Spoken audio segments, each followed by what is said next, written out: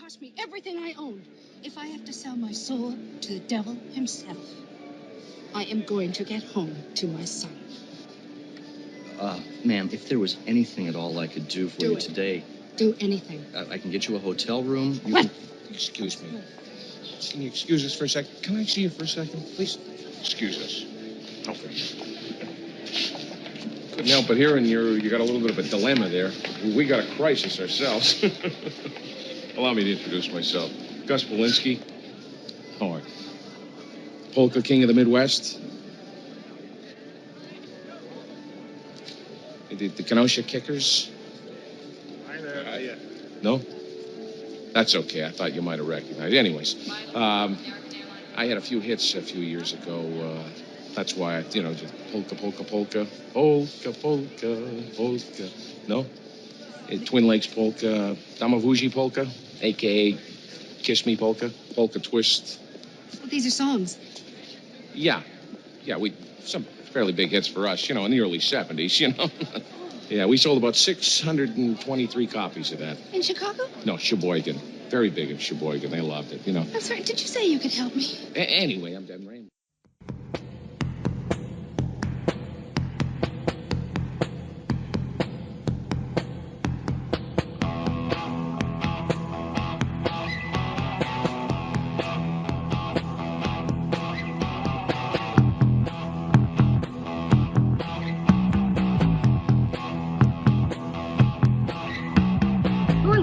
To Night Thoughts, the Cars podcast.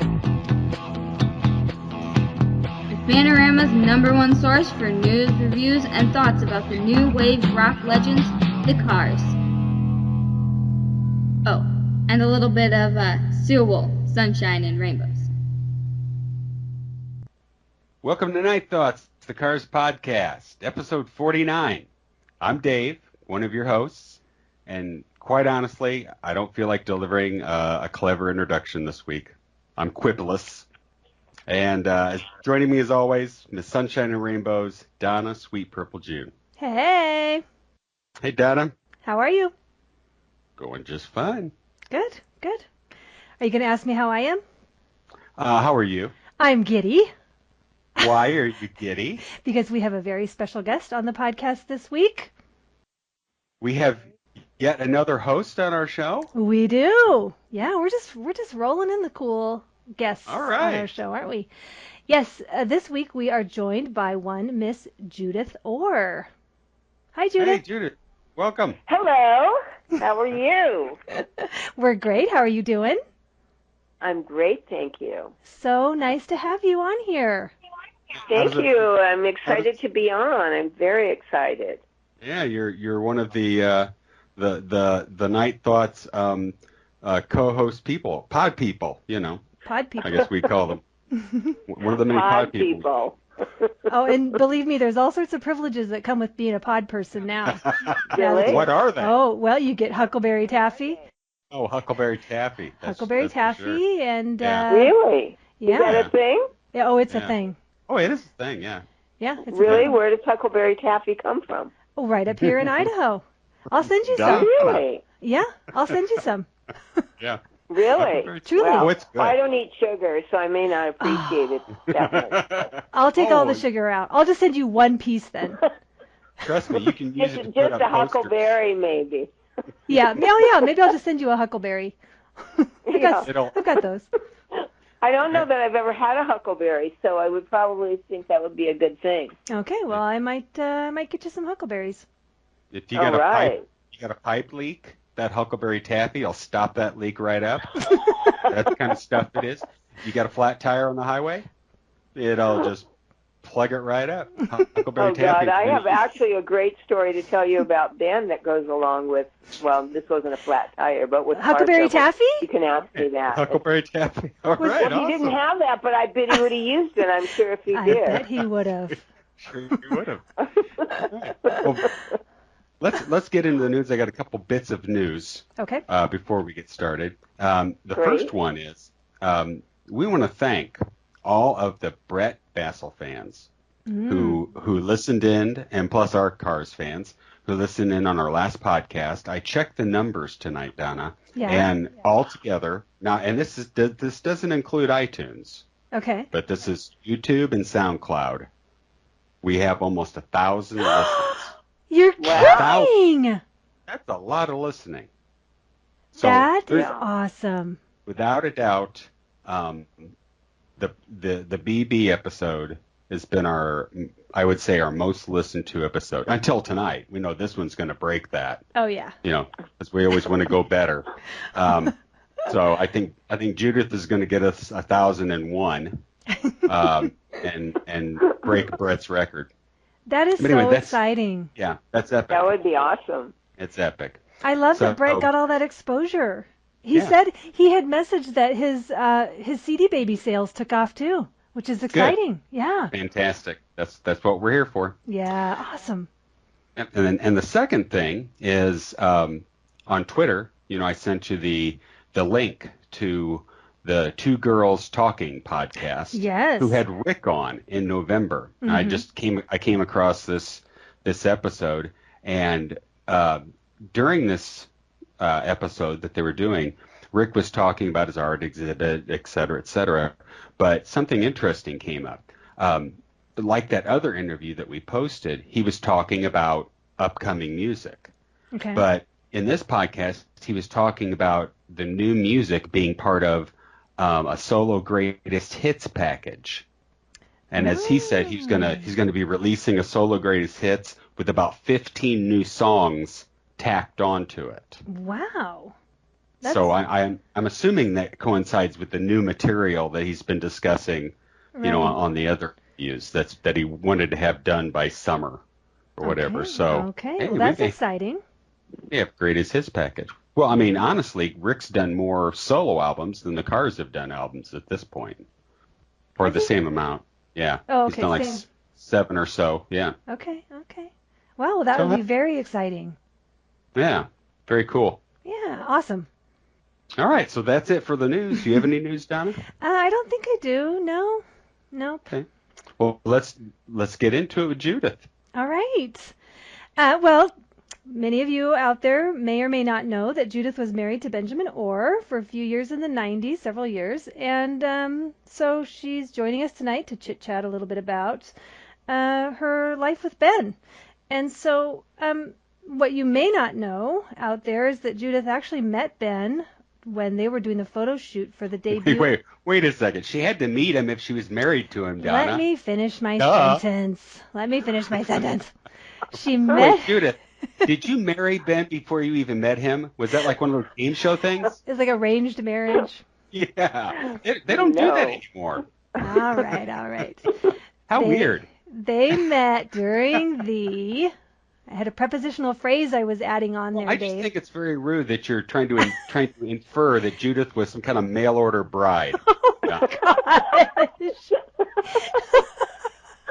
I was... All right, over there. All right, go ahead.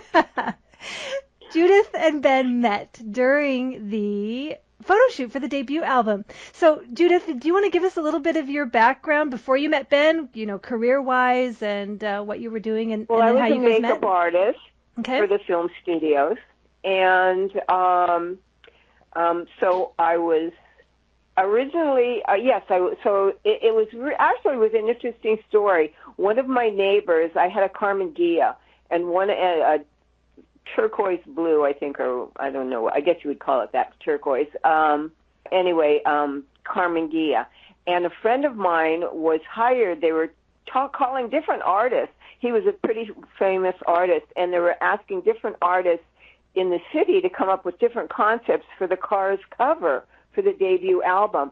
So what he wanted to do was he wanted to use my car, put a sticker on my car, a Woody Woodpecker sticker. I must have been planning to paint it or something, but somehow he ended up wanting to photograph it, the tailpipe or whatever it was. I don't remember now. So that was actually, I wasn't paying that much attention, but that was the first I heard about the band. Okay. And then I was hired a couple weeks later to do the cover of their album, and then the band was coming in, but to do Natalia. Okay. And it wasn't to do Natalia. As a matter of fact, they were looking for the correct girl to do this particular shot, and I knew Natalia because I had worked with her on a shoot, and she was such a trip, and her photos were so amazing, other photos, and what we did with her, and I said, oh my God, this, she's really amazing. Okay. And so we decided to do it with her, and they wanted her painted really white for the cover.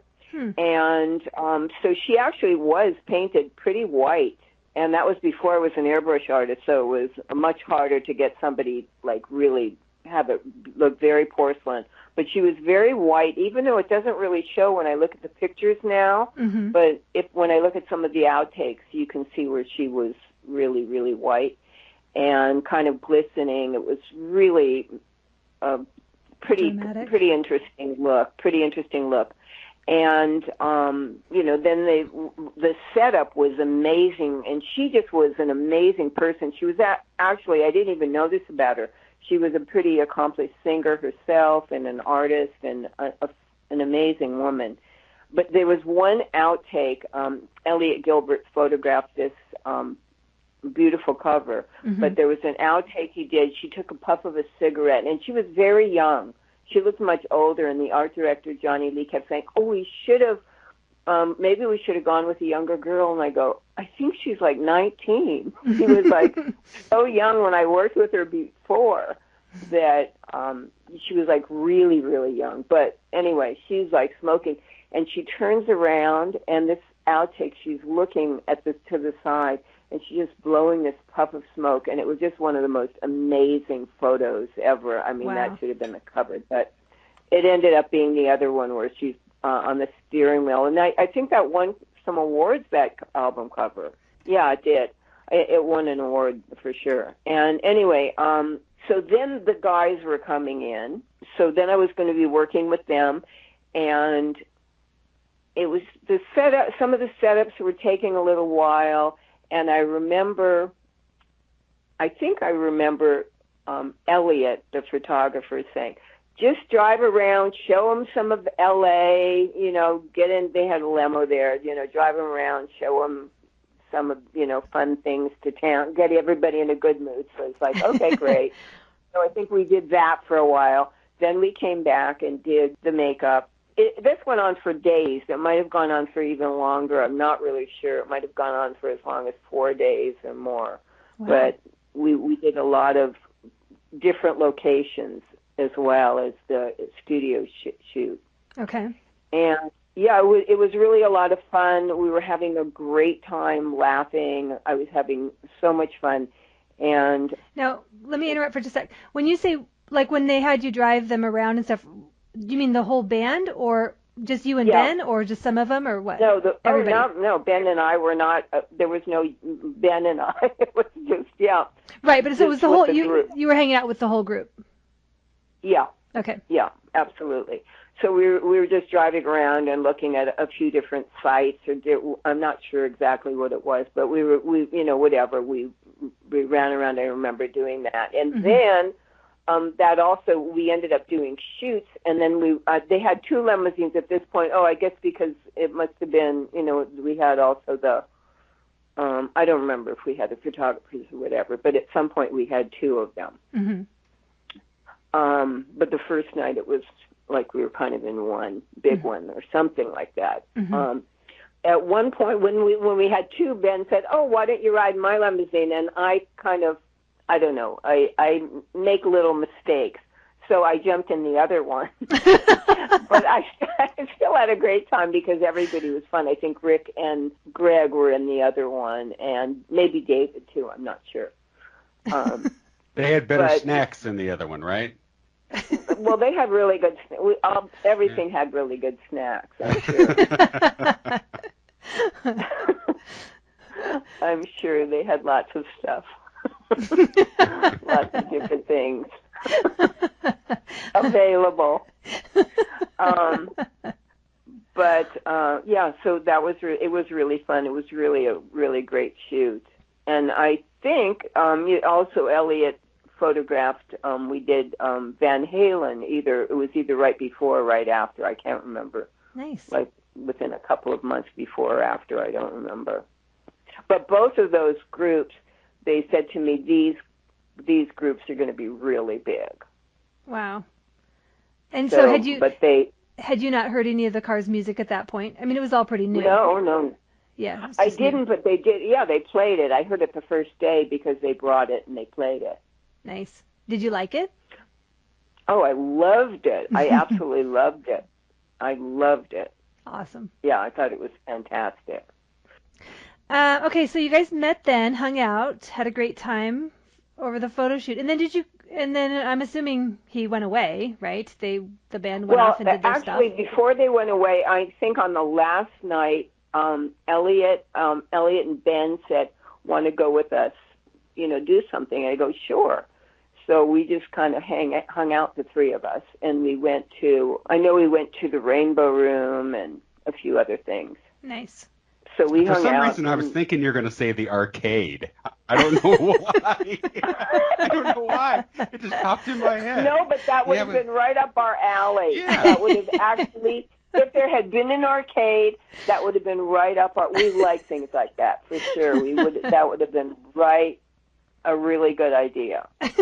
A little skee ball. Yeah, that would have been a really good idea. Ben was very into playing sports, not watching them, but playing. Yeah, skee ball. Nellie actually was a really good baseball player. Yeah, nice. We've seen some footage of him. In fact, I just was writing not very long ago about him playing on charity softball teams in the later 90s. Really cool. I could see that. Yeah. Okay, so you guys hang out. Very good at that. You have a good time, and then did you decide to stay in touch? You established. Yeah, we did stay in touch. We did stay in touch. Yeah, okay. We did definitely. And so off you go. So when's the next time you saw him again?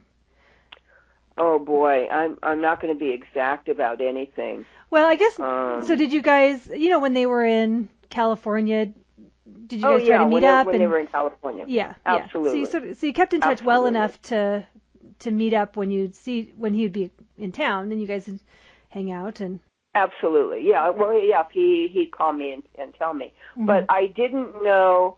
I hadn't seen them play yet. I really wanted to see them play. Okay. So that was a while later. Oh, okay. When I first saw them play. Oh, okay. Do you remember? Yeah. Do you remember which tour? I don't remember which tour. Sorry, I just have to ask. Idea. But okay. It was in. They were going to be. He wanted me to come in L.A.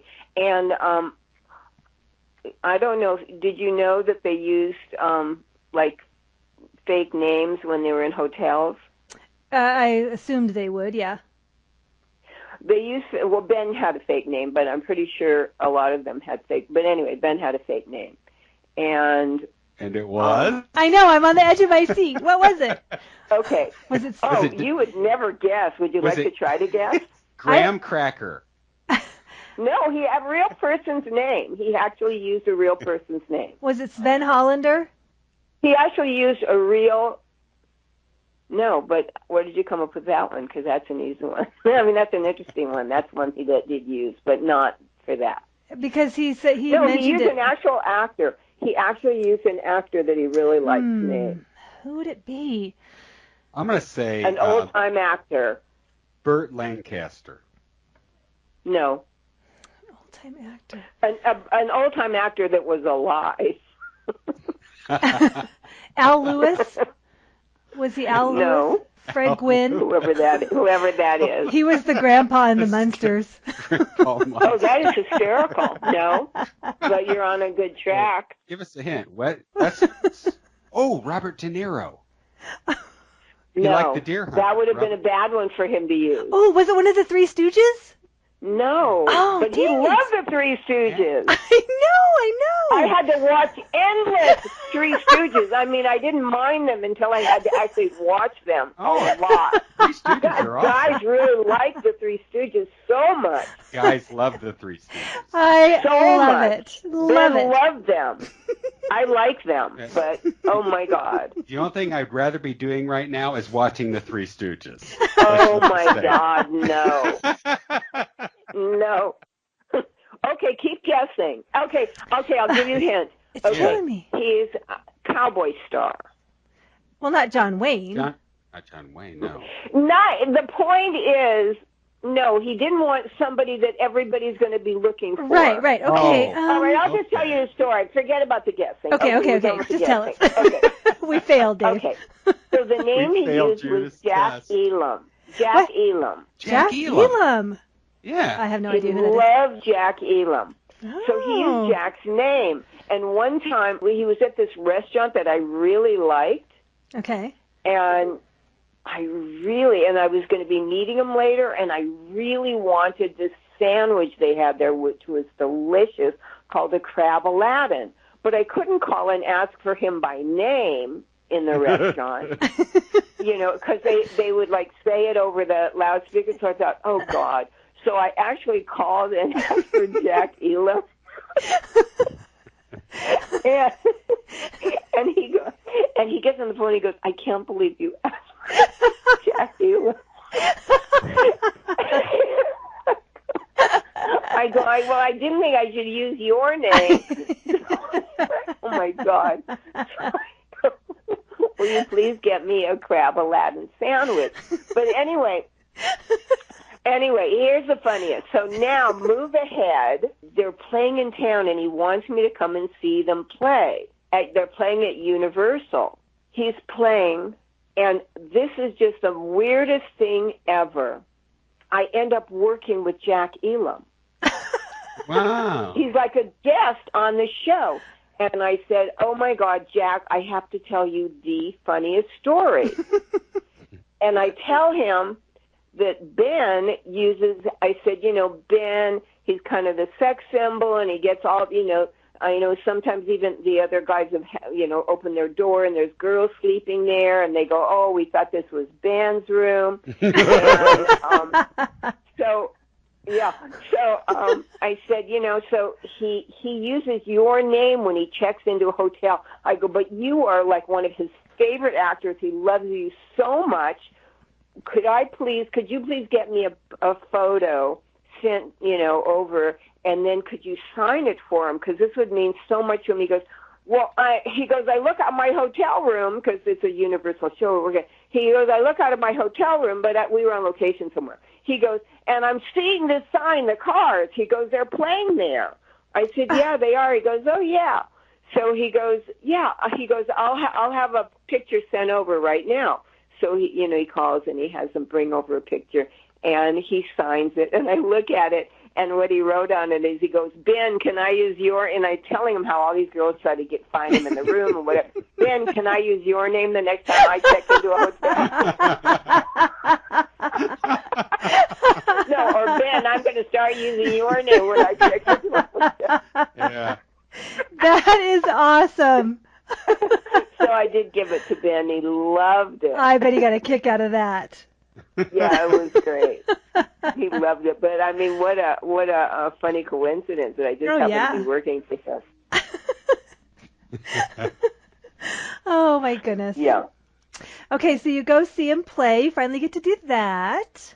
And no, I didn't. Oh, you did not? I didn't. I was working. I couldn't get off work. You can't really get off work until they're done with you. Unless there's a stunt goes wrong and they actually hit you. Oh.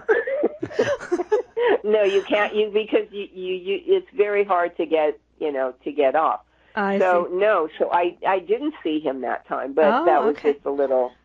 That would have been nice. It's a great story. But they were getting ready to go to, and I can't remember if it was at this point or not, they were getting ready to go somewhere, and then they were going to San Francisco, he told me, and I might be having, my timing might be a little off. Right. he says, can't you come to either, I guess one of the places was maybe, I don't remember if it was Riverside. Let's just say it doesn't matter. Riverside and then San Francisco or whatever. I said, God, I really, don't think I can get, off, this show, whatever I'm doing. And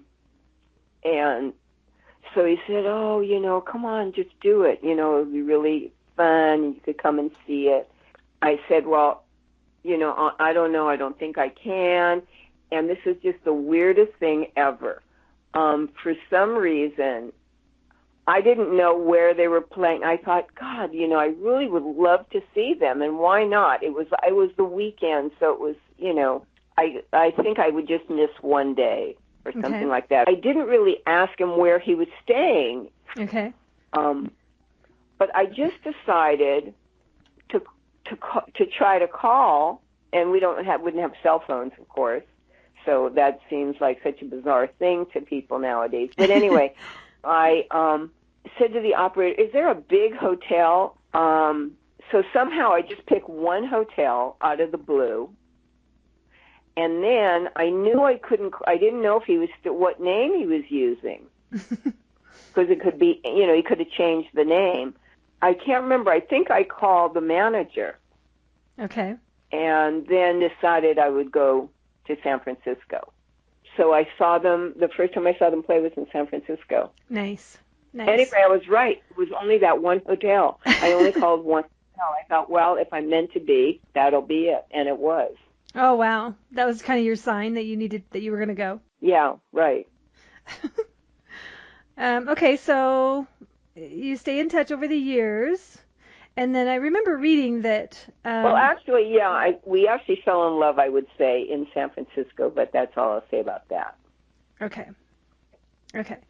And, but you continue to stay in touch, and then I remember reading that it wasn't until, like, 1990, maybe, when he kind of called you up, and remember you thought it was your doctor leaving a message, but it was Oh, Ben. yes. Yes, because the doctor had a clinic called Benmar. Oh, okay.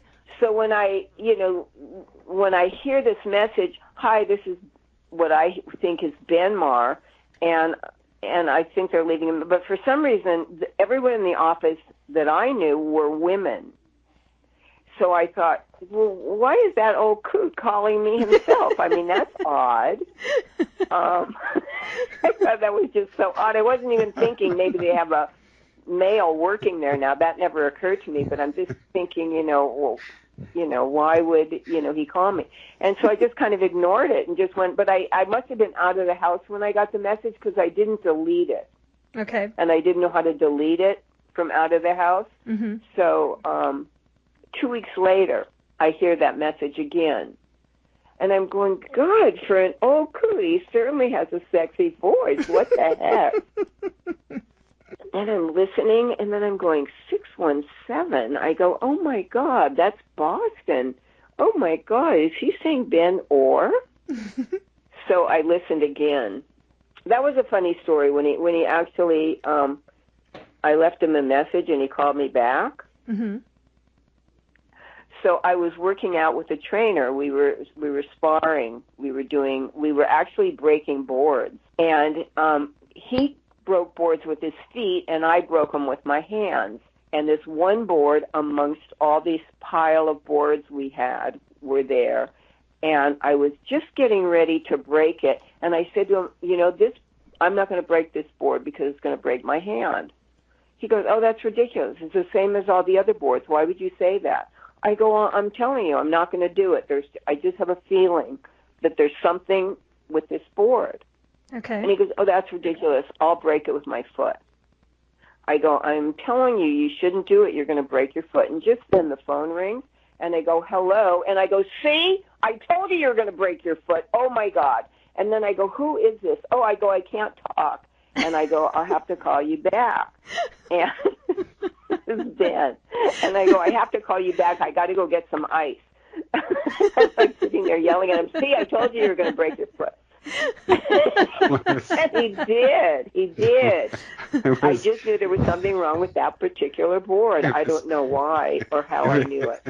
It was a concrete slab, wasn't it? Yeah, right. Well, no, this guy could actually break a concrete slab, but there was something in this board which is weird because the way you break a board, I don't know if either of you have, but the way you do is you actually see yourself going through it. You actually are going through the molecules. It's actually solid wood, but there was something I felt was not irregular about this one, and it was, because he ended up breaking his foot. Yikes. So, yeah, so when I called Ben, I decided to call him back later. Okay. And, this is the funniest that he said this to me. I thought this was really funny. He goes, I am so glad you called me back. He goes, I was dying to know what happened to that guy. He goes, and it wouldn't have been cool for me to just call you right back. So I go, oh, you worry about being cool? That's funny. Since he was so cool. Yes. So I thought that was rather funny. But he goes, yeah. He goes, I was just dying to know. And he goes, I couldn't have called. I go, you mean you really wouldn't have called me right back? Like a little later. He goes, well, I didn't know what was going on. Anyway, so I told him the story. That's funny. But yeah, it was really quite interesting.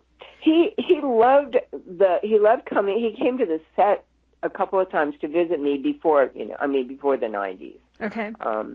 When we knew each other. Right. And someone reminded me of that the other day. I went to this event, to this kind of fancy gala, and a makeup artist that I used to work with and did some movies with and some TV shows, Jeff Angel. He wrote books. He's amazing, probably one of the best beauty makeup artists, up there with Abaddon. Amazing. Mm-hmm. And Jeff said, he goes, remember that funny movie we did once? I go, yeah. I said, oh, I love that movie. He goes, yeah. He goes, and a boyfriend of yours came to that show. And I go, oh my God, that's right. You met Ben. I go, he had so much fun. He goes, yeah. He goes, he stayed for a really long time. I go, I know, he had so much fun. So that was really great. So he came to visit me at work. Yes. That was a great movie. Did he ever talk to you about doing acting or wanting to be, to pursue that at all? I know that he didn't have a whole lot of opportunities, from what I understand, to do it, but he really didn't talk about that. He just liked hanging out. Just kind of hanging out, yeah. Yeah, that's fun. But he and I also went to, we like to see how things work. We also went to Ben and Jerry's ice cream factory. It was really fun, actually. That is really fun. I know. We took ourselves on a field trip. Awesome. It was actually great. And I suggested, if you're in Vermont and when you taste it upstairs, when they first make it, yeah, and you taste it and it's soft, it's so delicious. Mm. And all the ice cream they sell in the store downstairs was all made that day, but it's flash frozen. Okay. It tastes totally different when you're downstairs. I mean, it's still delicious, but even more delicious when you taste it upstairs. Interesting. Now we have a Nestle factory near me, and you can take the tour. A Nestle chocolate. Oh wow, that would be fun. Yeah, it's always neat to see how they make that. But then in their gift shop they have broken pieces of chocolate. You can just buy bags of broken chocolate for cheap. Yeah. Wow. Yum. Well, Ben and Jerry's gives each employee so many pints of anyone, if it's mismarked or there's something with it. Mm-hmm. They get to take it home every day, and each employee also gets a free gym membership. Oh, yeah. That makes a lot of sense. Yeah, to stay in shape after they eat all that ice cream. That's right. No kidding. Oh my gosh. When you mentioned about Ben needing to, or using a pseudonym and girls sleeping outside hotel doors thinking it was Ben's room and that kind of thing. Sometimes they climb over the balcony too. Well, it makes me think, we chatted about this a little bit, but, you must have had to deal with some crazy fans. I mean, because even in the 90s... Oh, we had a stalker. Tell us about your stalker.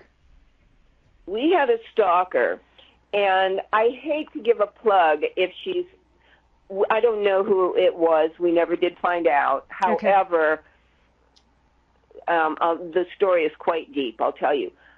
If anybody ever wanted to find a stalker, this girl could make a fortune as hiring herself out to stalk whoever you wanted her to stalk, because she was really, really amazingly good at it. Yikes. I mean, frighteningly so. Yeah. And we had traps on our phone. The police were involved. They almost arrested the wrong. Well, they did. They had them in there. They were ready to arrest them. A couple. Wow. That was caught twice on traps. And I'm sorry, I'm actually shivering. I know this is embarrassing because you are like back east and in Idaho and whatever. And in the meantime, it's so cold in my living room in LA with my heat on. I have to cover myself. Okay, I'm actually sitting here shivering. I mean, I'm embarrassed because we're such wusses. If there's going to be a raindrop, they start telling us for like 2 weeks, there's going to be a raindrop on Friday in case anyone wants. We don't know what time. You might want to stay home from work, Yeah. So you don't get it on you. and we hear there's going to be a bolt of thunder. We have it by good authority. So we all freaked out. There was a bolt of thunder last week, and oh my God. And I'm sure there was lightning with it. Yeah, so we all freaked out last week. Yeah, I mean, that was like really shattering. We only like it 74 degrees, not above, not below. Okay. Anyway, so we had this stalker, and she would do things like she was really smart. So she would call, for example, ads of motorcycles. Oh. And have them call back. And she would call ads for maybe fishing gear and have them, call back. And she would call and about whatever. I don't remember exactly what she would talk about. We find out later that, she was also making the calls. Then she starts calling like dominatrixes.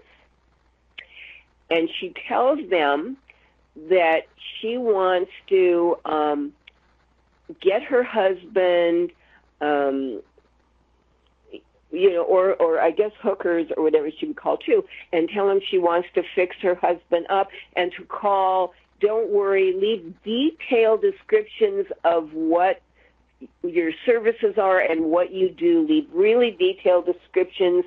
He won't hear it or she won't hear it no, he won't hear it. That's right. Just leave detailed descriptions for me so I know what your services are and all this. Okay, wait. So she's calling these places and having them call Ben's phone number, your guys' phone number. Our phone number, right? Yeah. Right. Okay. So it was probably her motive was to obviously piss me off. Put a dent in your marriage and that kind of thing. She's being the spoiled. Right. And sometimes she's calling, and I don't remember what she would call about, but also throwing it off, because it's all these different phone numbers coming in. And then now we have the traps on the phone, so I'm actually talking to some of the people. So I know, like this one guy calls, and he said his name was Eddie or whatever. And then he called another time, and I recognized the voice, because I'm, very sensitive now to what's going on. Right. Ben never, ever answered the phone anyway, so it's like, oh, my God. And my phone from L.A. also rang there. Okay. So both all ringing into the same number. And it's going on constantly. So we are getting calls all day. Wow. And then one guy calls, and he's talking about his thing, and we go, oh my God, we tell him, we have, a stalker, and she's calling, and you must be one of the victims that she's calling and left the number with you. And he goes, oh, my God, I just got this number from my home phone. And he said, and I have her voice on it. And we said, get out. He goes, I'll call you when I get home, and you can record the voice. We said, oh, fantastic, because we didn't know which one was her. Right. This is really a funny story when you think about it. So we record her voice. The guy calls us. We get it, where she's leaving him the message to call the number and this and that. And then all of a sudden, then the phone rings real fast, and Ben answers us because we're so happy we have her phone number. And he thinks this is another one of the victims. And, because she starts the thing, and he goes, oh, we have a stalker, and da-da-da-da, and we have a trap on the phone. And then all of a sudden he looks at me, and he tells me to get on the phone, but as I'm, getting on the phone carefully, he's going, oh, my God, this is her. He recognizes the voice. And he goes, what an idiot I am. I just told her the whole trip. But she was so smart because she knew a trap, when you have a trap on the phone, it only lasts 2 weeks. Okay. And then they take it off for 2 weeks. And she knew that. So she'd stop. She'd know when it'd be back on, kind of. Huh. So she didn't always call during that time. She didn't know at first, but now he told her. So now we're like, oh, great. He goes, oh, my God, I can't believe I just told her. And that was her. So, oh, my God. So the police, and this is going on for months. We're losing our mind. Now, you wouldn't think that on Newberry Street, I don't know if either of you are familiar with Newberry Street, no. Which is like Rodeo Drive in Hollywood, in L.A. Rodeo Drive is like Newberry Street in Boston. Okay. She wrote on a phone booth, for a good time, call this number. Well, I didn't think anybody ever would call that number. Not true. Everybody called that number. Night and day, everybody wanted a good time. They didn't even know if it was going to be a man or woman. They didn't care. They were calling all day, and they'd start out going, what are you wearing? It's like, oh, God. And I'm like so mad. I'm like hanging up on each one of them and going, hey, and I'm like, and he's not answering. It's me. So I'm like losing my mind. So finally, I thought, why am I yelling at them? Why don't I just, the next one called, and I go, oh, my God, would you do me a favor? I go, we have a stalker, and I said, someone's stalking my husband, and they wrote that there. Will you please erase it? And he goes, oh, my God, I'm so sorry. Of course. So, at least I didn't get the craziest of them. And he did that was the end of it. He undid. But, that is actually, nowadays, do they even have phone booths anymore? I don't know. But, that was really quite a way to drive someone crazy. Yeah. Who knew? Jeez. So, yeah. Wow. Well, did you find, when you guys went out, did people recognize Ben? Did you have girls following? Did you have to deal with that kind of stuff? Oh, let me finish this other story. Oh, okay, I'm sorry. Go ahead. I'm sorry. Sometimes, but sometimes we didn't know why. But let me finish this one, because the interesting thing is that the police were involved, and this one had called more than once, this guy, because she had victimized him more than once. Okay. And he may have used 2 different phone numbers, so that was kind of a tell. Okay. And so the police said, we think we have your person, or we think we have the people involved. Okay. So they have them in there. They're ready to arrest them. So we come in there, and I watch.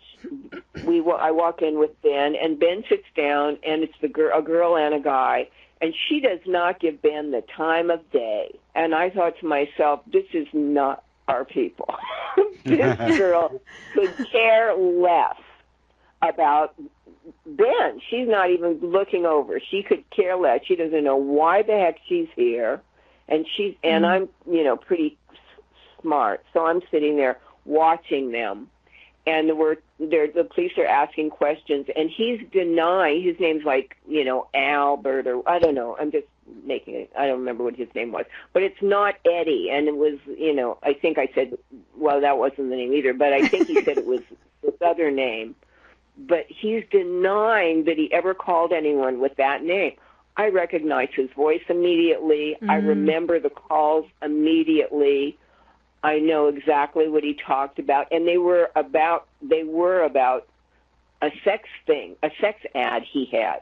So these were like a sex ad, right. So this one was a sex ad, like it was for a girl. Okay. So this one was, so maybe she's trying to get, Ben pissed off at me. I don't know, the stalker. But anyway, so this guy is denying that he ever called that number. And I recognize his voice, but he is denying it. And they're saying that they're engaged, but the phone is in her name. The phone's in her name because he lives in her house, and they're getting married, they're engaged. And I realize that this guy is willing to go to jail rather than admit that he made those phone calls because he doesn't want her to know. So finally I said to the police, they're ready to arrest him right there. I said, everybody come meet me in the hall. We have to talk. And we walk out, and I go, don't you see what's going on? And nobody saw it but me. I'm like, are you joking? And I go, this is the guy I talked to. And he said his name was this other name. I go, he has a sex ad in. And he's engaged to her, and he's willing to let you arrest him and her because he doesn't want to admit to her that he has that ad in. Oh, my gosh.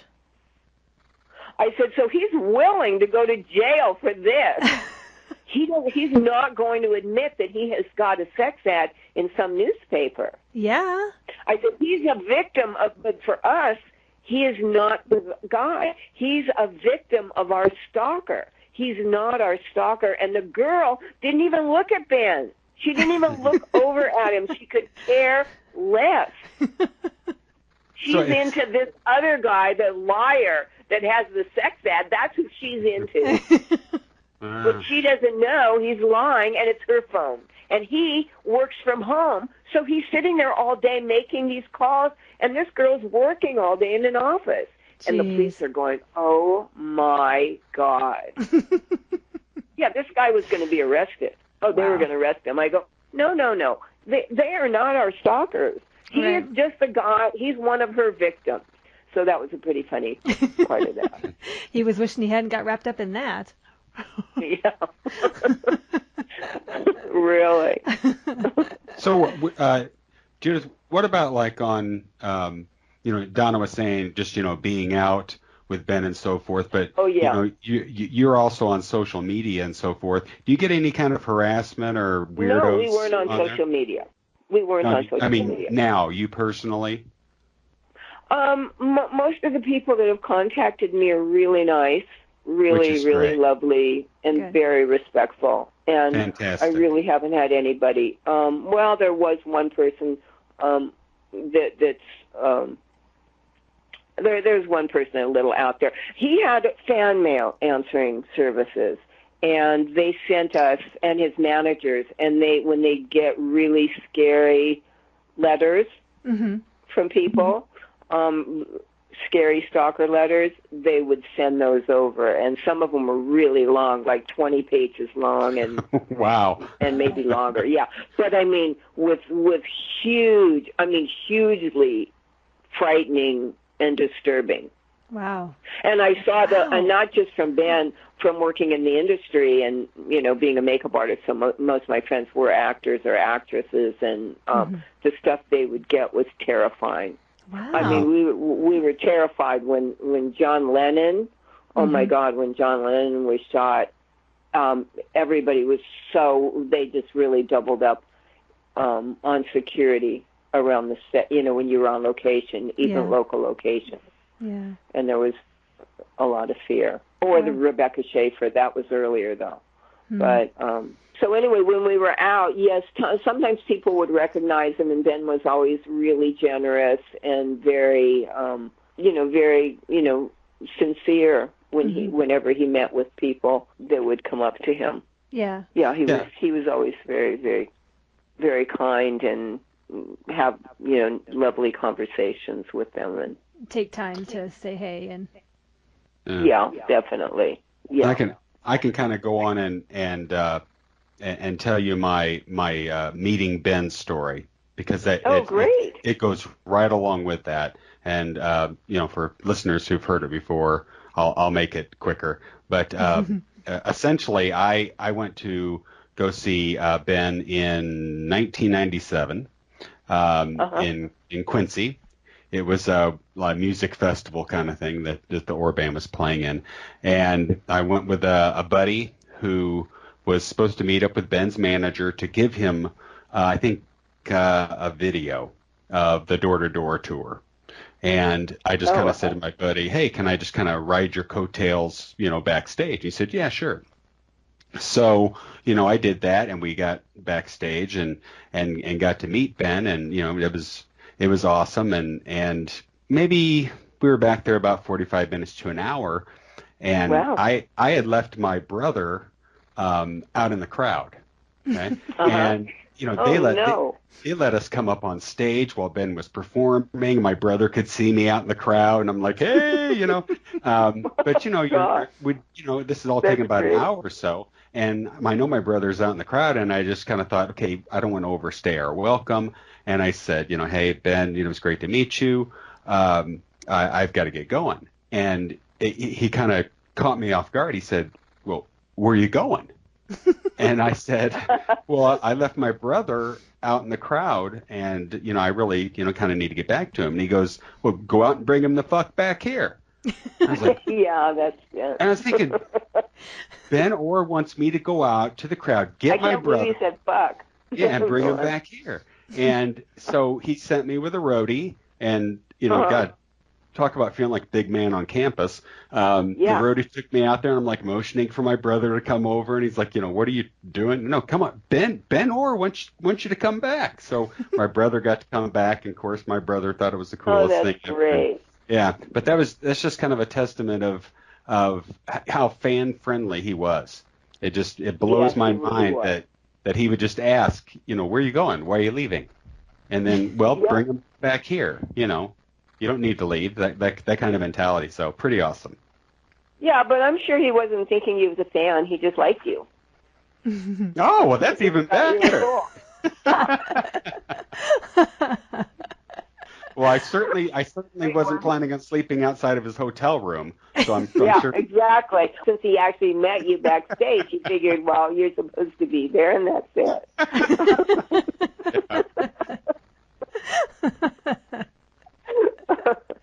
Oh. During that period of time that you and Ben were married, that was that time after the Cars, but before he started up, going on tour and doing the things with the Orr band and so forth. Was that period of time? Yeah. Was there anything musically that he was doing during the period of time that you two were married? Yes.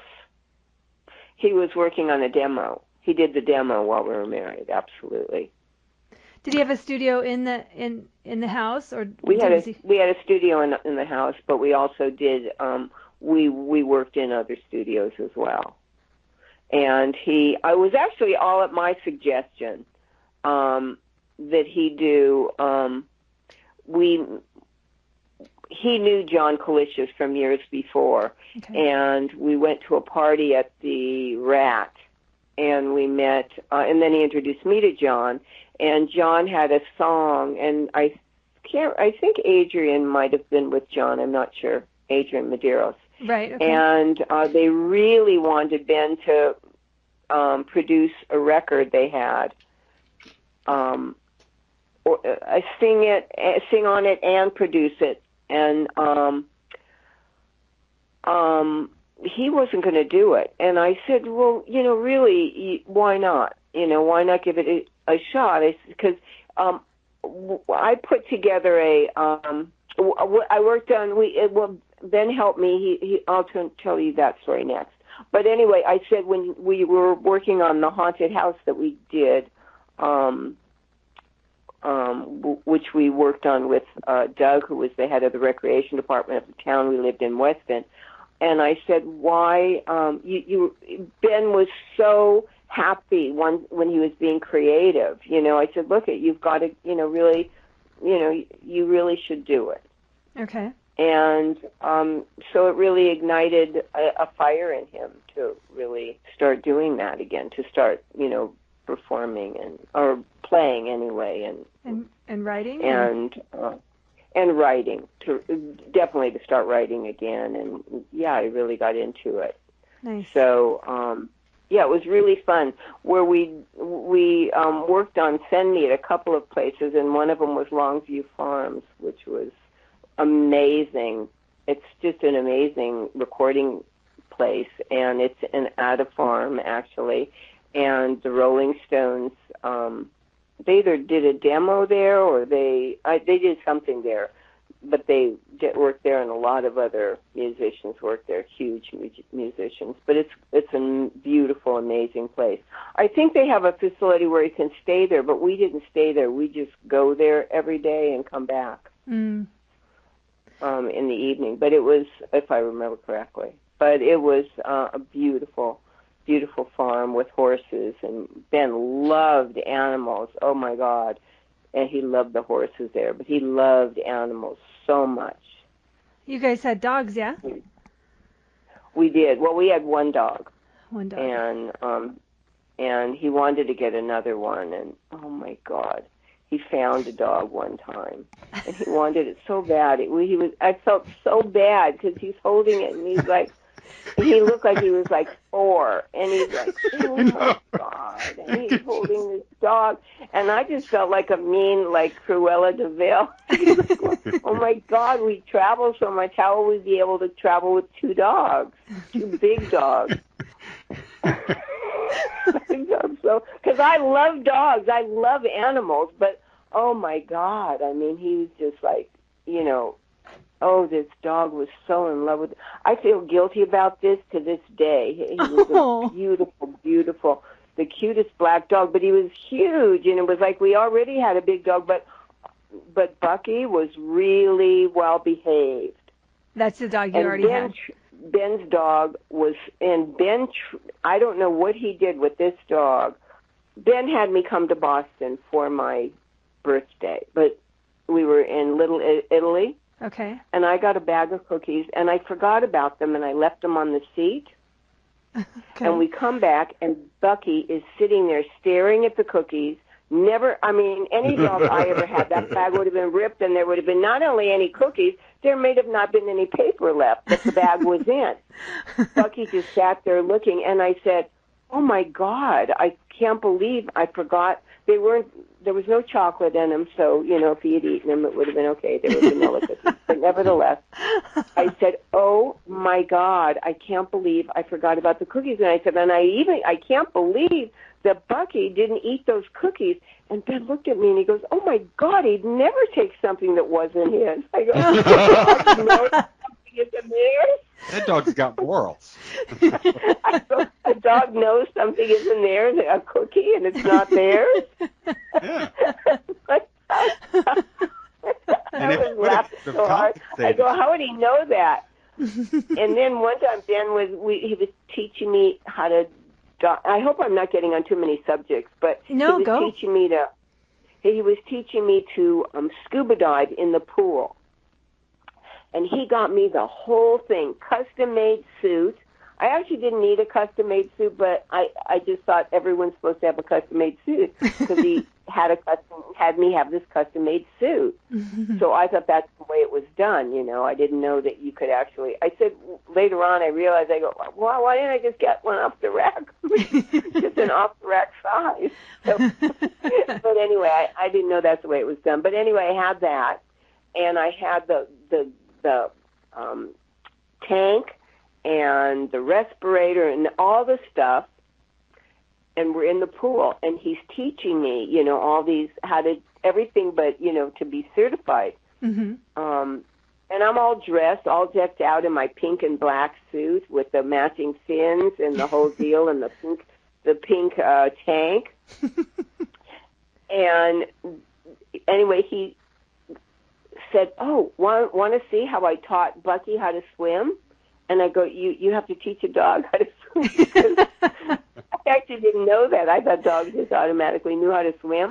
But as he's saying that, he goes to underneath Bucky, who's like full grown now, and he puts his hands under him and he goes, "I used to carry him like this around the pool, so, to teach him." I thought, that is like the cutest thing I have ever seen in my, and Bucky's face like went back in this like little expression that he looked like he was a baby. He was a little puppy. He's got this expression on his face, and he just kind of stood there just paddling a little bit. And this is a dog that literally, we would go, they have these parks in Massachusetts that are like rolling hills. Some of them are like maybe 2 blocks rolling hills rolling down, and there's ponds there, and Bucky's like jumping in it, and he's in the pool. And this is a mega water dog. And here he is like a little baby paddling. The minute Ben put his hands under him. We would go to that park, and Ben would throw a baseball so far, I think it was like 2 blocks. He would throw that ball, and Bucky would run up and down these hills, these green rolling hills. It was like, wow. He would run down, and he'd come back. And Ben went to Ohio one time, and so I was home with Bucky. And I thought, okay, I'm going to take him to the green in town, and so I can throw the ball for him. Mm-hmm. So I take him to the green, and I throw the ball, and Bucky is so happy. And we get there, and he's like running and running and running. And I throw the ball, and Bucky looks over his shoulder, and he has to run back a block because my ball didn't go very far. My ball went maybe 6 feet ahead of me. That's like faking the throw. He looked at me. It's like it was almost like he had his hands up, in a quizzical expression, going, "What the F did you? What is this?" I felt so bad for him. I go, "Oh my God, he's probably not even going to eat dinner tonight. He's going to miss Ben so bad after this." It was not quite the same experience. I'm sure not. No, I'm not I actually broke my ankle I sprained my ankle on our honeymoon because Ben was trying to show me how to throw a baseball. What? And he did this little thing with his foot. And then I'm trying to do it, and I did the thing with my foot, and I like twisted my foot, and he goes, "What was that? What the heck were you doing with your foot just there?" So I go, "Well, you showed me that's how you threw the ball." And he goes, "What?"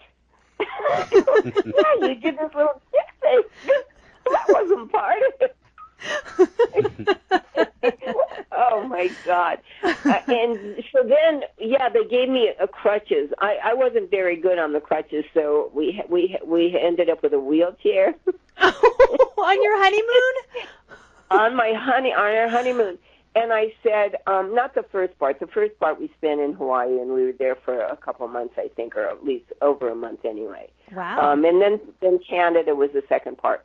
So we're in Canada, and that's when I broke my foot. They don't like you to go to the doctors in Canada. They actually don't even come over to your body to examine your foot. They didn't even want to touch me. However, they did bill me like a fortune for that.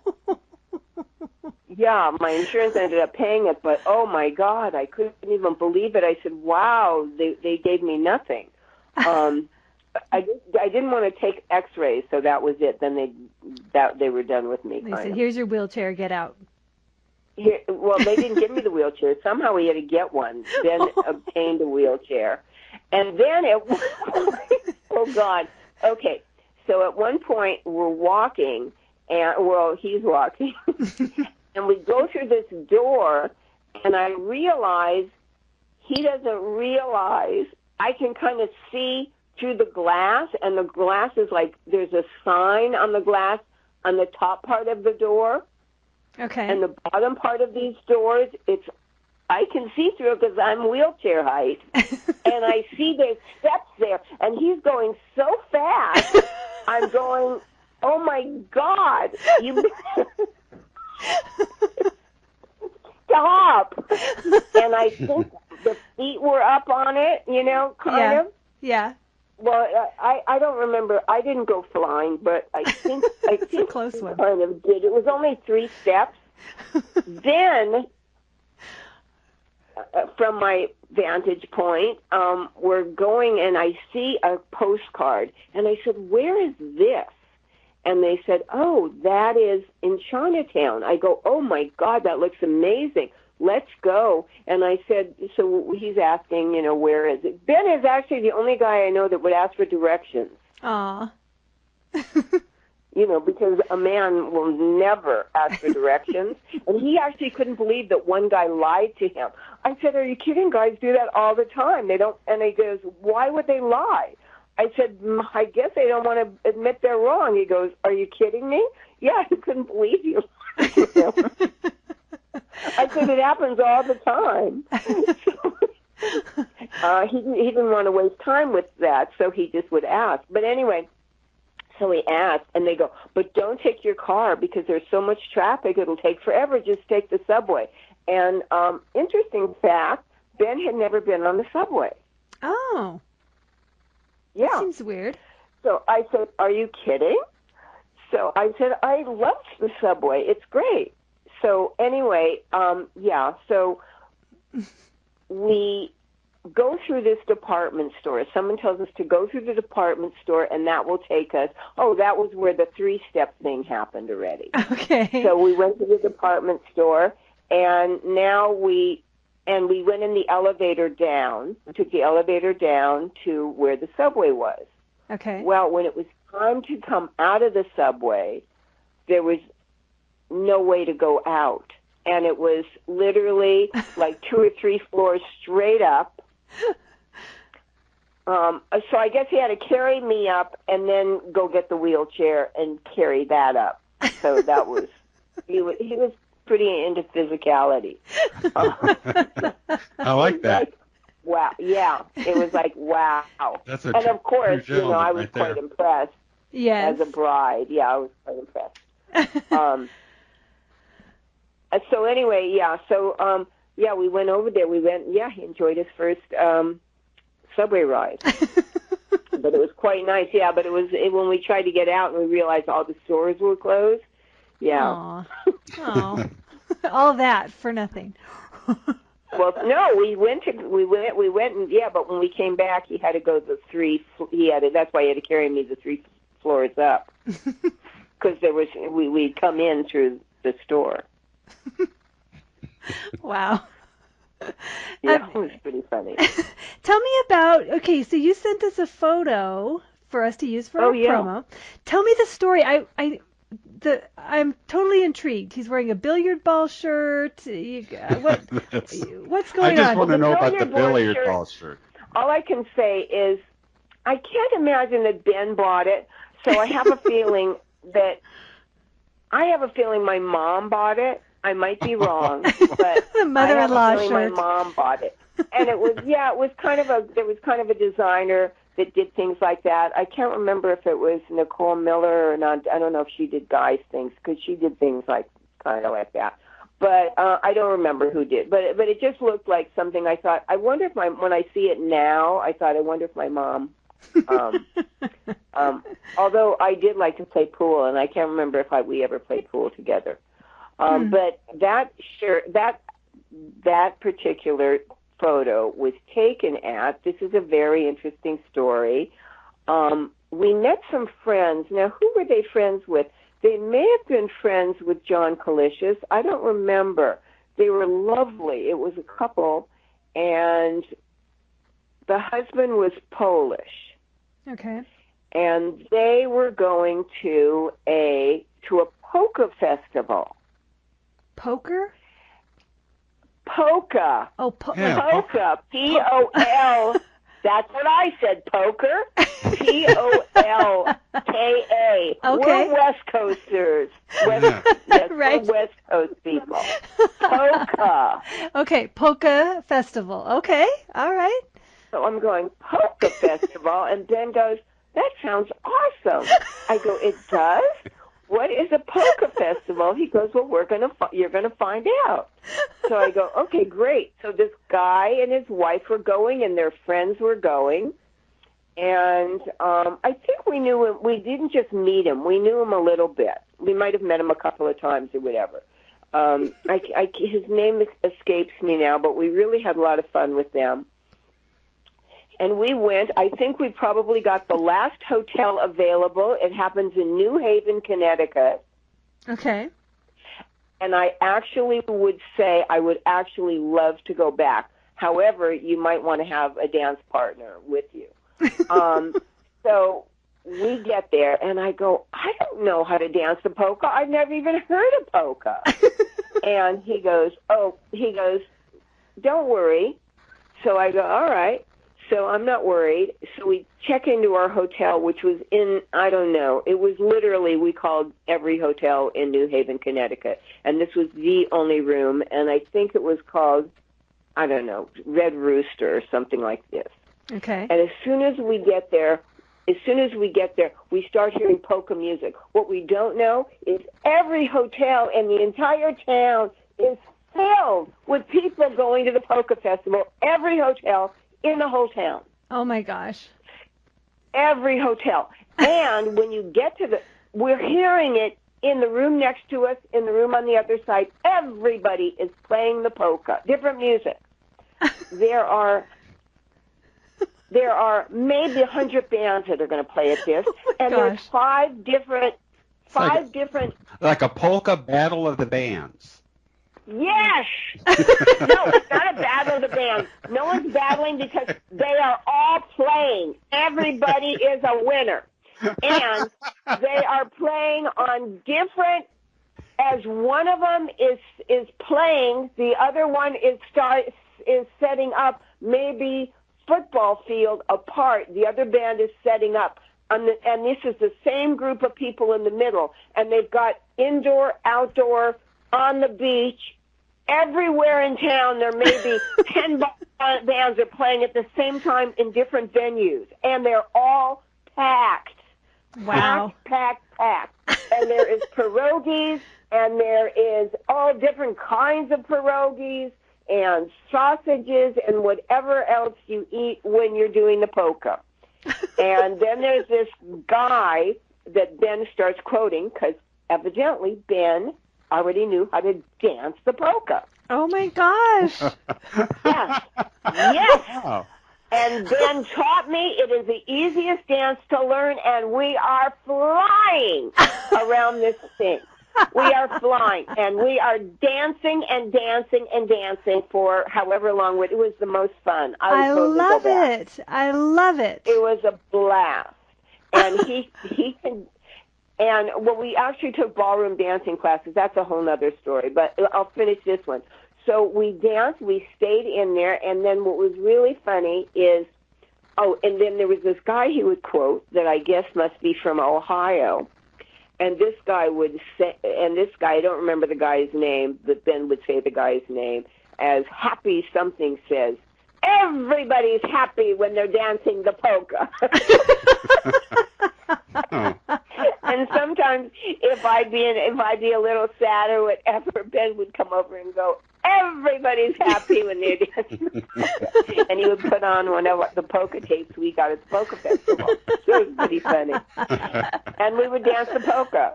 And you can't actually not be smiling if you're dancing the polka, I have to say.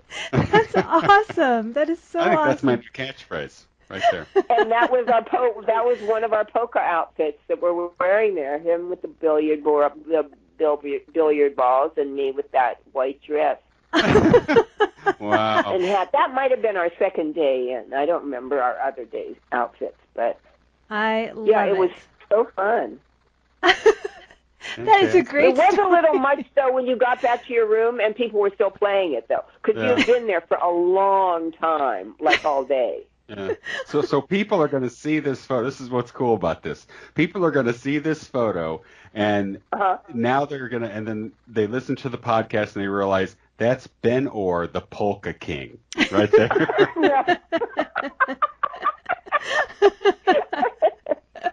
Well, I think Ben's first band, and that might have been a polka band. No, I don't know that for sure, though. No, I think you might be right. Band, do you know how old he was in his first band? And he didn't tell me this.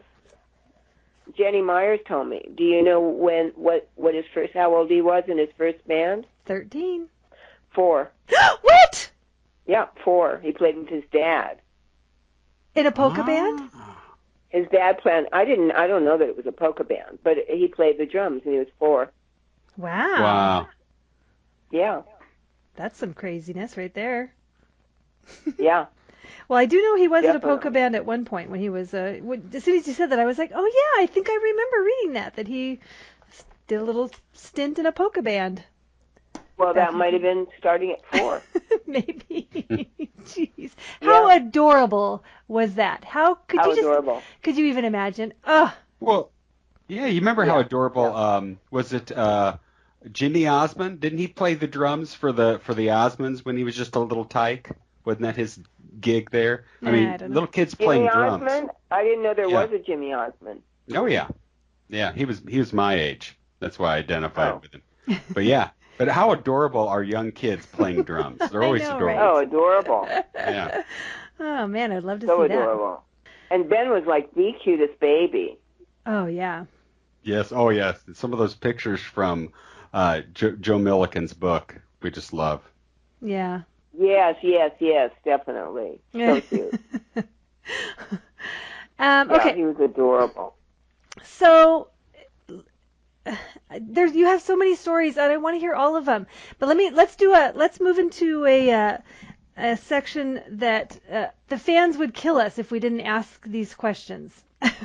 Okay. So we're gonna do our teen beat questions, speed round. Okay. Speed round. Boom, boom, boom, boom. That's right. Okay, yeah. You're on the hot seat, Judith. You ready? Yeah. Okay. Yeah. Okay. What was Ben? Oh, let's start with this. How tall was Ben? 5'11", 6 feet, something like that. Really? I think 5'11". Okay. Yeah. All right. And what was his shoe size? Hey, I'm not in here. Shoe size. Oh, shoe size. Oh my God. I don't know. Isn't that something? I don't know. I'm gonna guess maybe a 10 or 11. Oh, not 11. He didn't have a big foot. All right, we'll go with 10 then. Maybe 10. Maybe 10. Okay. Maybe 10. That sounds about right. Yeah, maybe 10. Yeah. So be ready, Donna. As you I wanted him to round, play basketball with me, and he wouldn't. Oh, really? What? Yeah, he said no. He goes, my hands aren't big enough. So I go, wow, mine are small, and I like to play basketball. I love playing basketball. But he didn't want to play. He liked playing sports, though, except for basketball. Huh. The one I wanted to play. Oh. He did teach me how to ice skate, though. Was he no, he didn't. He took me ice skating once, and that's my extent of it. Was he a tennis player by any chance? He was a tennis player, yes. I knew it. He had tennis rackets. Oh, he had rackets, but that doesn't make I saw rackets. Yeah, we had rackets. But we didn't ever play together, no. All right. And he never said, oh, I'm going out to play tennis. Oh, okay. What was his favorite meal? Well, what he told me might not be. His favorite meal, he said that I am a gourmet cook. He said when I made dinner, it was better than in any of the 5-star restaurants. Oh, okay. You know? Yeah. So with me, he loved Chilean sea bass, and then I made Chilean sea bass, and I made pesto corn with that, roasted corn, which he loved, and he was a really good cook too. I don't remember what else I made with that. I made a lot of things, and he loved all of those things. So I don't know. I mean, I know caviar. Oh. We loved caviar. Oh Wow. yeah, loved caviar. What was Ben's signature dish that he liked to cook? I don't know what his signature dish was, but he did make a lot of really good things. He made fabulous broccoli, or the other kind of broccoli, with the long one. Asparagus? I can't even think of it. No. It's actually broccoli. I did broccolini. So he would actually make broccolini with black mushrooms and oyster sauce. That was really delicious. Wow. And did he like to grill? Oh, he loved to grill. Oh, yes. He was very good He was very good griller. Yes. How about desserts? So we did make desserts. What did he like for dessert? He didn't like cookies. Okay. And I love cookies. His dog didn't like cookies either, obviously. Oh, his dog loved cookies when he was given one, but he wouldn't touch somebody else. When they were his own cookies. I mean, I don't know how he taught that to a dog. I really was mystified, but he never did. I mean, my dog, you would leave, whoever left last, forget it. You're going to get a whole. You could have, knee-high suede boots, and the bite would be right on the outside ankle, so you could never wear it anywhere. But Bucky, no, he would never damage anything that wasn't his. How he knew the difference, I don't know. Great. Was he much of a... Let me see, his favorite dessert. He liked different desserts. We did like desserts. He loved when I made chocolate, which they now call lava cake, but we used to chocolate pudding cake. And another thing, he did like, if I made like strawberry shortcake, he did like the strawberries to be made into like a delicious sauce. Okay. Oh, he loved his mother's cake. Oh, okay. His mother made a certain cake, and it was a white cake. I actually had it made for him at a restaurant, and of course he ended up eating like one piece of it, and I ended up eating the rest of the cake over the next week. It was so delicious. Figs in San Diego. It was made, so it has a white cake, and then it either had, I can't remember if it had apricot or raspberry. I guess raspberry in it, and, oh, God, I don't even remember it now. And then I can't remember if it had a white frosting or a chocolate frosting, maybe a chocolate frosting.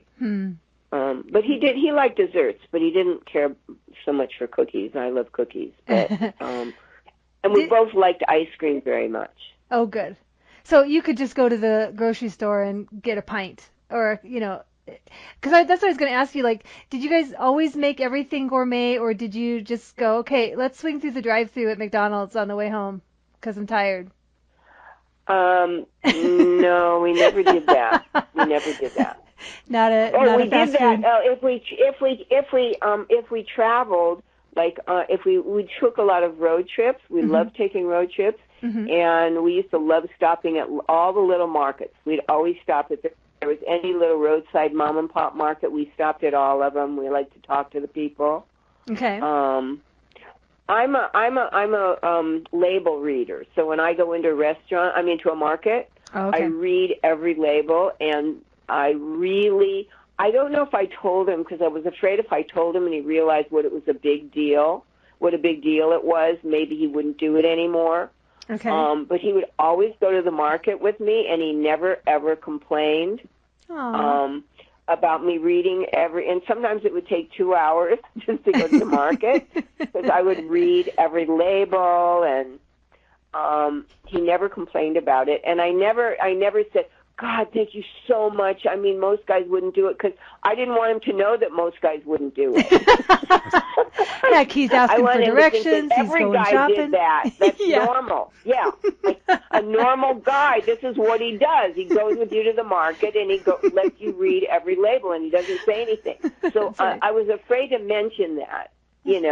Appreciate that too much. But I really did. Okay, how about music? What kind of music did he like to listen to? Well, Ben actually loved classical music. Okay. He loved when I first met him, he listened to a lot more classical music,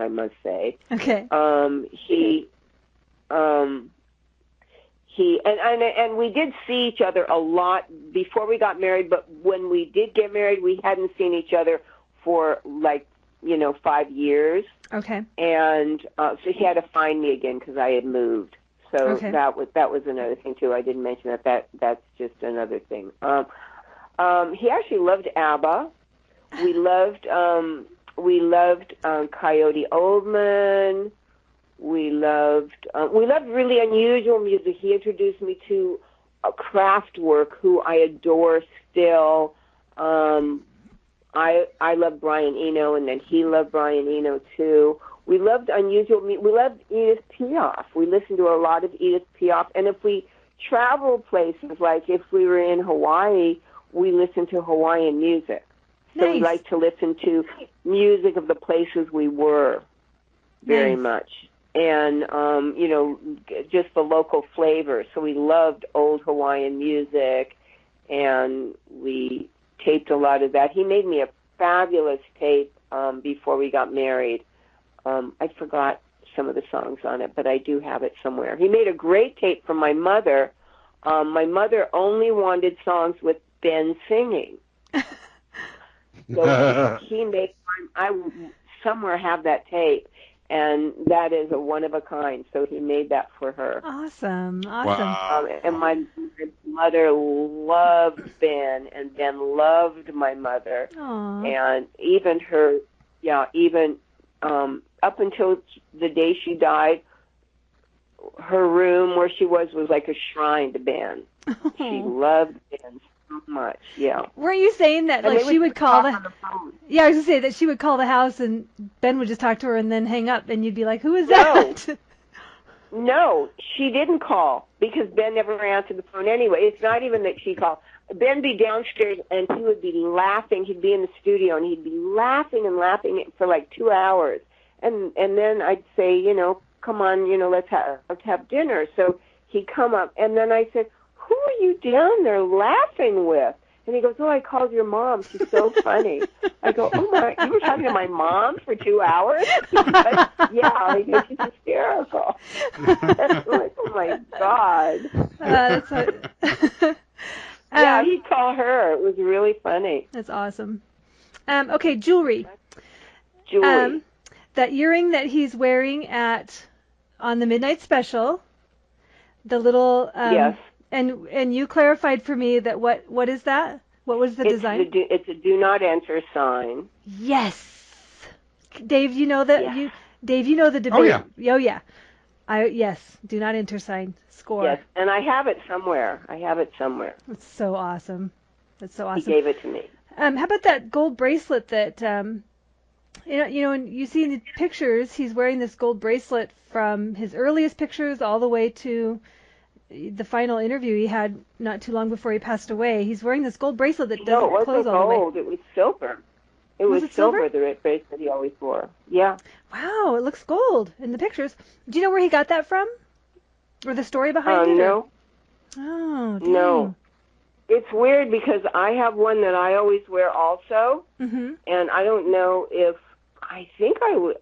Maybe I got this after. Maybe I got this. I don't remember if I got this after we were together, or maybe I wear mine all the time because he wore it all the time and I thought it was cool. Mhm. I don't remember, but I didn't ask him about it, and I should have asked him about it because I'm curious about that myself. Yeah, dang. Now that you mention it, and I wish I had asked him that. Yeah, I'm going to stay on the path of that. I got to find out about that bracelet. It's on my list. Yes. But he seems that like he would was be very interesting.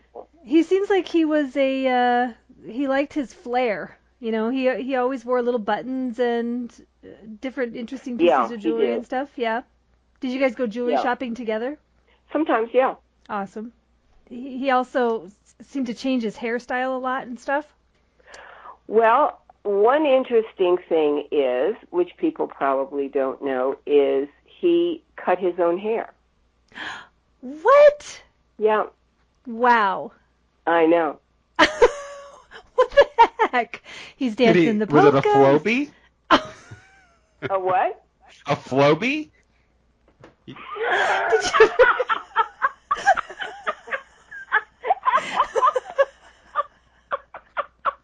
Those were hot. Oh my God, that's the best. It wasn't a Flowbee. It was a really complicated. You know, it's never the same haircut. It's always different, and it's so cute. It always looks so good. His hair always looked good, always. Well, and honestly, like and he never had to worry about making an appointment. Yeah. And then one time I did say to him, I wanted to get my hair done in Boston, and I'm going, you don't have a hairdresser? And he goes, no. Why? I go, well, who cuts your hair? And he goes, I do. I go, you cut your hair? I always cut my hair. I go, all these haircuts, you cut your hair yourself? Yes. That is crazy. I mean, I can't guarantee that once he didn't have someone else cut it, but in front of me, and for years, I actually saw him cut it. So he cut his own hair. Wow. Yeah. Wow, that's awesome. And he never even asked me to do the back. He cut the back. And it was always perfect. Wow. It always felt That's incredible. Yeah. Oh my gosh. Okay, was he next question. Let's see. Was he tidy, clean? Oh, yes. A Virgo, yes. Okay, he wasn't. Okay, my mother was persnickety. My mother was like a clean freak, crazy clean freak. Like if I would come and put a jacket down, my mother would go, "Oh my God, I can't believe I'm living with somebody that actually would do something like that." I mean, and she believed that to her soul. She couldn't believe that such a pig could live in her house, that they would have put a jacket on a bed. Oh my goodness. And just be so thoughtless that, they would do that. I mean, okay. So, no, he was he wasn't persnickety or crazy or like that type of thing. Okay. But a therapist once said to me, Ben is just like your mother. I go, my mother? And this is years before we got married, many years before. And I'm going, like, my mother? I go, you're not serious. Like, the coolest rock star in the world is like my little bossy, 5 feet tall Jewish mother. He goes, oh, yeah, they're like the same person. I go, oh, God, no, not even possible. He goes, they are. So one day he's standing in the kitchen, and Ben did not want to have help in the house because he didn't like people to, like, he thought, they'll just go through everything. And I do like that, to have help. Heck yeah. I like it to be as clean as my mother's house. I know how to get it there, but I really like somebody else to do it, and I'm very happy to pay them to do it.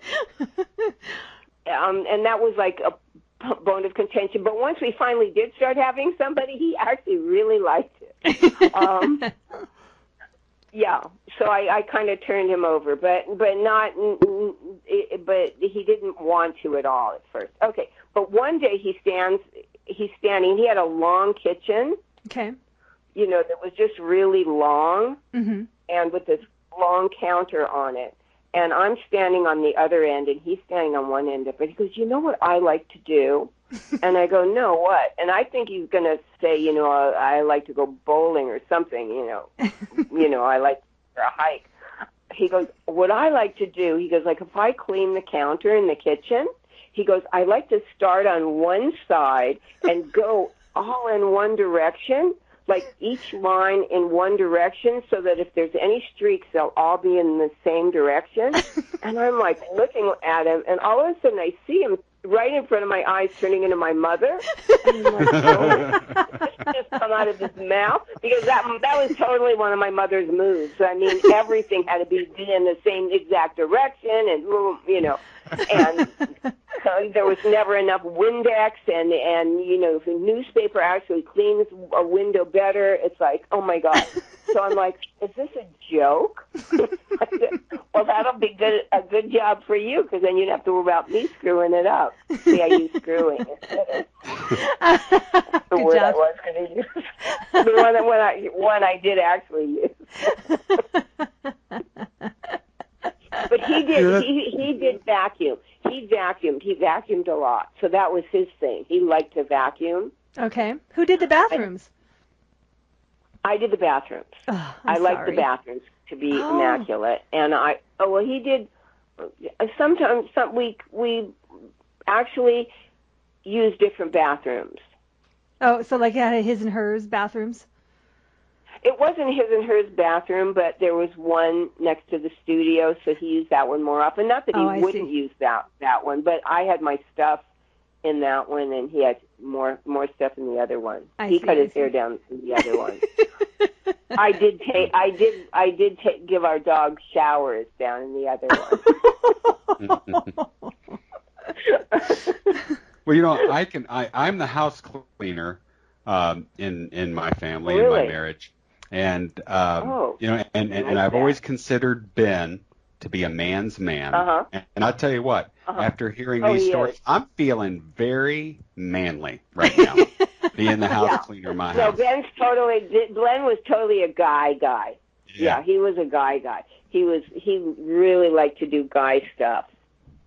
But he would vacuum. That's awesome. I have an interesting thing to tell you that you'll be very surprised to hear. Okay. Ben planned our whole wedding. Ah. Go on. And all I did was pick out my veil. My friend made me a designer designed a beautiful veil. Nice. And I had my bouquet made. And that's it. Now, we had a full wedding. I chose not to have guests. Oh. But to have it all photographed and videotaped because we hadn't seen each other for so long, and I really did not want to spend a week entertaining everybody because people were ready to fly in. And I just really wanted to spend the time with Ben. And Ben's family his brother wasn't going to be able to fly at the time.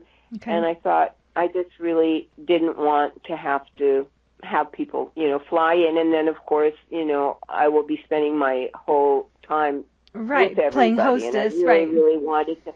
And even though a lot of people were very angry at me, I must say I think it was the best decision I ever made because it couldn't have been more beautiful. It was really, everything was perfect. But he planned it. And then another interesting fact, it was great. And we got married by this amazing Judge NiGHT. He was fabulous. It was the most beautiful ceremony. We got married in the Fern Grotto in Kauai. And another interesting fact that nobody knows is Elliot ended up getting married a couple of months later. They got married in Kauai, and without knowing it, had gotten married by the same judge in a different place. Oh, isn't that strange? Wow. Yeah. And had the most beautiful ceremony as well. Wow. Did you guys see much of the other guys when you were together? Elliot and Greg and Dave and Rick? We did. We saw, mostly we saw David, and we did see Greg. And Greg's wife, Elaine, put on a lovely, one of my favorite parties, a lovely birthday party for Greg, where we played a game that I've played before but never played it the way that Elaine had set it up, and it was great. Each person came in, and she put a tag on our back. Okay. And then you could ask 3 questions from different people about who you were, about what your tag said on the back. And it was great because everybody, really visited with each other, and it was fun. It was really a fun party. It was great. Oh, so that's I really awesome. enjoyed that. Yeah, that's awesome. So, but, Ben and Greg talked a lot. They were, he adored Greg. And, David loved David and Elliot as well. And, at some point did talk to Rick, but not for a while. Yeah. Wow. Oh, my gosh. Judith, as you know, I could talk to you for hours and hours and hours Yeah, I could talk to you for hours and hours and hours. I know, because there's so many more stories that I want to hear and ask you about and tell you about. Love to hear them. Oh my gosh, So Dave, you're going to have to muzzle me. Muzzle you? Can't muzzle you from afar, Donna. I just have so many more things to ask about. Part 2. Yeah, we'll have to do a part 2. Part 2, for sure. Oh, hey, we also want to thank our buddy Kirk for getting us in touch with you. I love Kirk. Oh, Kirk is awesome. Kirk is really awesome. Yeah, really talented musician, too. Yes. So talented. Yeah. We really appreciate that he got in touch with you and encouraged you to be on the show. And yes, he's just lovely. But as Donna said, we really appreciate you coming on our podcast and giving us some insight into Ben.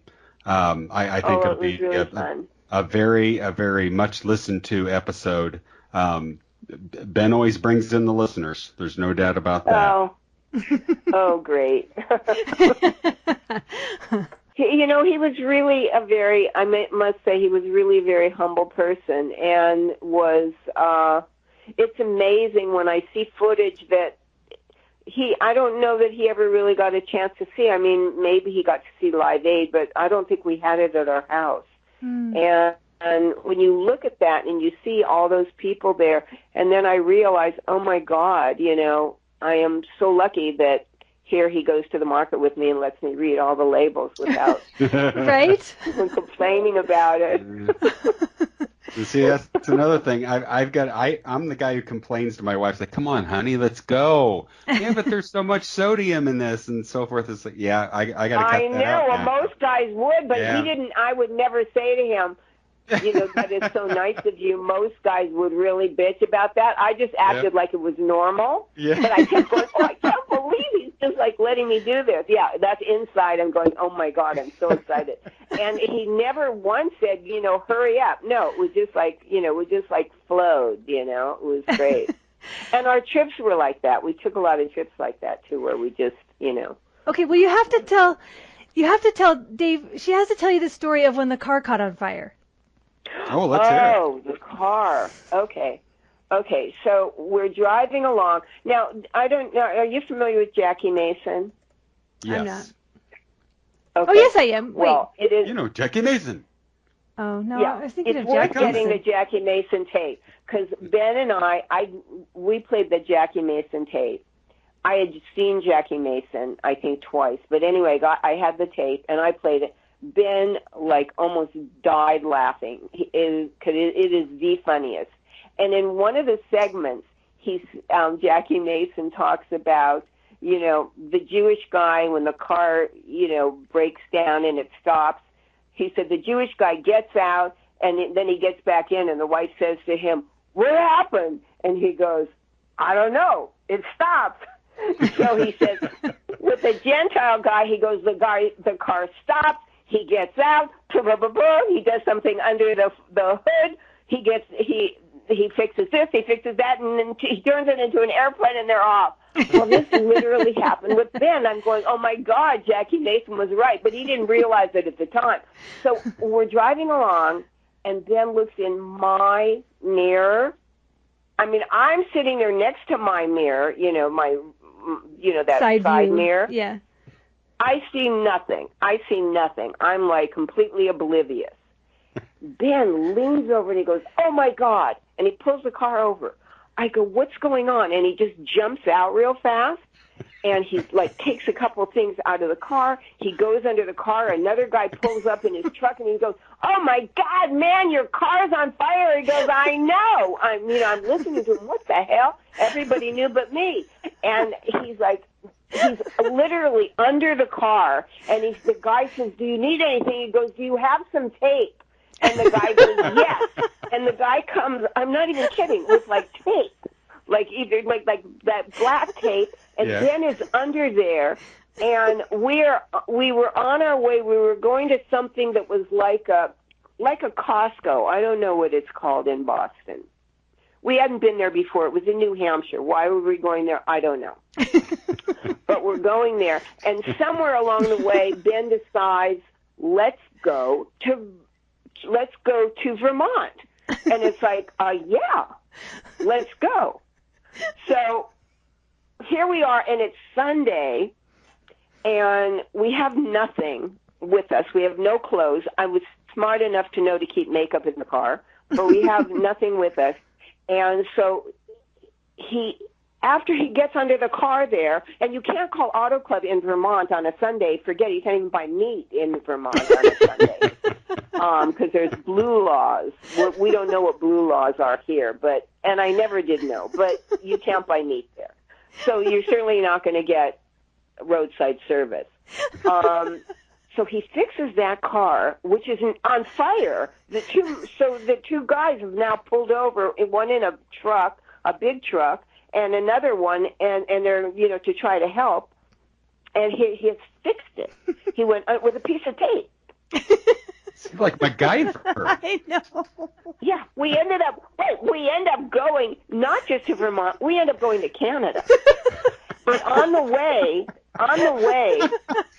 the only store open, we have no clothes. And at some point we bought lobster.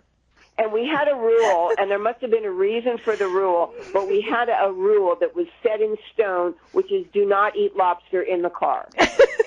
I think that came from something. I think we already had that rule in place before we were in Vermont. And so we actually had to stop. The only stores open are Harley stores. So we have to buy whatever they have in our size in Harley. And so we're buying all of our Harley clothes. I have this sweater that was, if for a guy, it probably would have been a regular sweater. And I'm 5'6", but it almost came down to my knees. So I don't even know what that was about. But anyway, we go to, we end up going, we stop in Stowe, Vermont. And I wanted to use the bathroom, and so we thought, well, maybe we could stay here. So I go in to use the bathroom. I come out, and I didn't see him. So I said to the guy, do you have a room, a vacancy for two? He goes, oh, absolutely. So I said, okay, well, we'll check in, my husband's in the car. And then I go out, and he starts to back up. I go, why are you backing up? I just checked us in. He goes, no, they don't have any rooms. I go, what do you mean? I just checked us in. We have a room. He goes, I went in there and the guy said that they were booked up. And then I go, what? And I look at him and I see his pants, the only pants that fit him that were long enough, said Harley in like a foot wide H. Standing up. Now Harley went all the way down the legs. Harley Davidson, all the way down the side of the pants. His shirt says Harley on it. He's got like a headband on, and his hair is like kind of long there. And I'm going, oh my God, he thought you were a biker. He told me that we have a room. But I even told him we had the dog. Oh my God. So that was pretty fun. So yeah, with our Harley clothes. But that car lasted. We got all the way. We went to Canada with that piece of tape and back. I just think that's so awesome. So Dave, you know how we have Ben with the Orbrero, right? Yeah. And we have the what? Instead of a sombrero, we have joked about him wearing an Orbrero. It's just a joke. And then when he did have a sombrero. He did. It's so awesome. And I can't remember. I think he got it with me in Mexico. So awesome. Here you go. And so then later, Dave, you remember then we have the the G.I. Joe Ben. What was it when we found out that he disarmed the guy with the knife? Ben Orr, Undercover Rockstar. Undercover Rockstar, that's right. Yeah. And then now we have this Oh, that's MacGyver great. Ben, who who can Yeah. fix a car with duct tape or electrical tape, whatever it was. Yeah, that was really funny. Did you know that he was really good with martial arts? I did No, not know that, but that might explain the karate pants from the early Yeah. 70s. That good. Well, yeah. Hilarious. That's funny that stuff. was hilarious. That's funny stuff. Well, it was great talking to you guys. Thank you so much for coming on the show. Oh, sure. Just awesome. And like Dave said, I know that everybody's going to want to hear this, and this is going to be great for people to hear more about the personal, everyday side of Ben, Yeah, definitely. Yeah. It's pretty great. Well, thank you again so much. My pleasure. I really enjoyed talking to the two of you. Yes, thank you so much. Fantastic. All right, Donna. Yo. As we end another episode, you know how to take us out, so just take us on out. I do. All right. Thanks for listening, everybody. Bye. Thank you for listening to Night Thoughts, the Cars podcast. Wherever you found us, iTunes, SoundCloud, or YouTube, make sure to subscribe and leave a review. Send us an email for the Midnight Scroll at nightthoughtspodcast@gmail.com. As always, Night Thoughts reserves the right to edit or not read an email on the air. You can follow us on Twitter at The Cars Podcast. Grab yourself a podcast t-shirt at tpublic.com/user/Night Thoughts. All the cool kids are wearing them. Oh, and finally, search for The Cars Night Thoughts on Facebook and join our group page. P.S. I am totally Team Rick.